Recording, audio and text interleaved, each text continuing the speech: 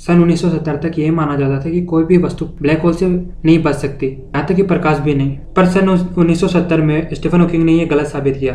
तो दोस्तों जानते हैं स्टीफन हॉकिंग ने क्या कहा, और इसके साथ साथ ये भी जानेंगे कि दो ब्लैक होल आपस में मिलते हैं तो क्या होता है, ब्लैक होल के अंदर क्या होता है, कोई वस्तु ब्लैक होल के अंदर जाती है तो किस तरह से बदलती है, आदि जानेंगे। आपने ब्लैक होल का नाम तो सुना ही होगा तथा ये भी जानते होंगे कि ब्लैक होल कैसे बनता है। पर आपको पता है ब्लैक होल के अंदर क्या होता है? कोई प्लैनेट इसे गुरुत्वीय शक्ति के अधीन इसमें खींचता है तो उसका आकार कैसे बदलता है? जब दो ब्लैक होल आपस में टकराते हैं तो क्या होता है? तथा ऐसे कौन से द्रव्यमान की वस्तु है जो ब्लैक होल के बाहर आ जाती है? अगर आपको इन बारे में जानना है तो आप ये वीडियो देखते रहिए। चलिए दोस्तों जानते हैं ब्लैक होल के बारे में तथा ब्लैक होल में होने वाली घटनाओं के बारे में। ब्लैक होल क्या है? दोस्तों एक तारे में हाइड्रोजन गैस होती है तथा इसमें दो ऊर्जाएं होती है, gravitational energy and nuclear fusion energy. गुरुत्वाकर्षण की ऊर्जा इस तारे को अंदर की तरफ खींचती है तथा नाभिकीय संलयन ऊर्जा जो हाइड्रोजन के दहन से बनती है उसे बैलेंस करती है। परंतु जब हाइड्रोजन खत्म हो जाती है तो इस तारों का संतुलन बिगड़ जाता है तथा तारा अपने केंद्र की तरफ सिकुड़ने लगता है।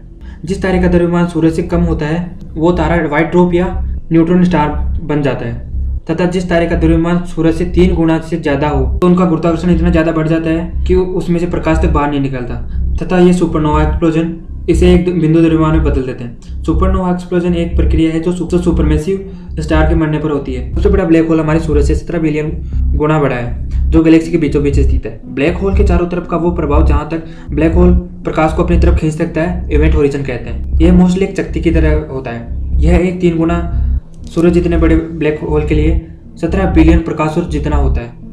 हम किसी वस्तु को ब्लैक होल में डाले जाए तो ये 1 नैनो सेकंड से भी कम समय में एक सूर्य जितने बड़े द्रव्यमान को एक बिंदु द्रव्यमान में बदल देती है। अगर हम ब्लैक होल के सापेक्ष पृथ्वी का समय को देखें तो ये 1 नैनो सेकंड गुना धीरे चलेगा। पर क्या कोई द्रव्यमान ब्लैक होल में जाने के बाद वापस नहीं आ सकता? या ब्लैक होल में ऐसा क्षेत्र है जहाँ गुरुत्वाकर्षण का प्रभाव कम हो जिसकी वजह से कोई द्रव्यमान बाहर आ सके?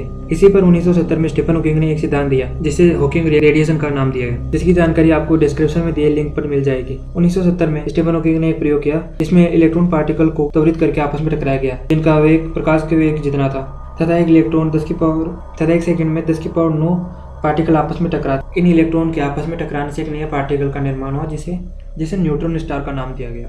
उन्होंने कहा कि न्यूट्रॉन स्टार एक वर्चुअल वैक्यूम की तरह होते हैं जिसमें वर्चुअल पार्टिकल, इन्हें होल्स बोलते हैं। ये होल्स एक एनर्जी के पैकेट होते हैं जिनकी टोटल एनर्जी 0 तथा एक दूसरे में पॉजिटिव तथा नेगेटिव एनर्जी स्टोर करे रहते हैं। आइंस्टीन ने कहा कि जिस पार्टिकल में एनर्जी होती है उसमें द्रव्यमान भी होना चाहिए। मतलब हम जैसे वैक्यूम मानते हैं तो वास्तव में वैक्यूम नहीं है, वर्चुअल पार्टिकल के द्वारा घिरा होता है जो मास तथा एनर्जी रखते हैं। न्यूट्रॉन स्टार भी इसी के सिद्धांत पर काम करता है जो एक पेड़ में स्थिति में रखता है तथा दूरों पर इतनी तेजी से चक्कर लगाता है जिससे इन पर ग्रेविटी का कोई असर नहीं। अगला सवाल ये भी उठता है कि क्या ब्लैक होल हमेशा बने रहते हैं या उनका अंत भी है? इस पर स्टीफन हॉकिंग ने कहा कि ब्लैक होल एक चार्ज पार्टिकल की तरह होता है जिसमें बहुत सी एनर्जी तथा द्रव्यमान एकत्रित होते हैं। अगर हम ऐसे 2 चार्ज पार्टिकल को आपस में टकराएं तो एक न्यूट्रॉन स्टार का निर्माण होगा।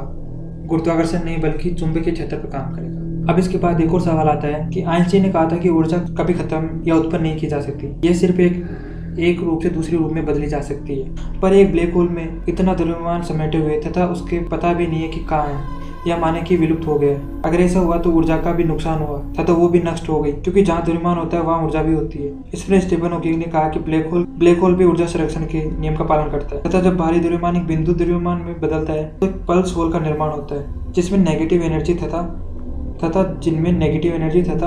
10⁹ नैनोमीटर जितने होते हैं जो ब्लैक होल के निरंतर उत्सर्जित होते रहते हैं जिनमें ग्रेविटेशन का कोई असर नहीं होता। ये पल्स होल भी वर्चुअल पार्टिकल की तरह होते हैं जो ऋणात्मक ऊर्जा में रखते हैं तथा द्रव्यमान शून्य होता है।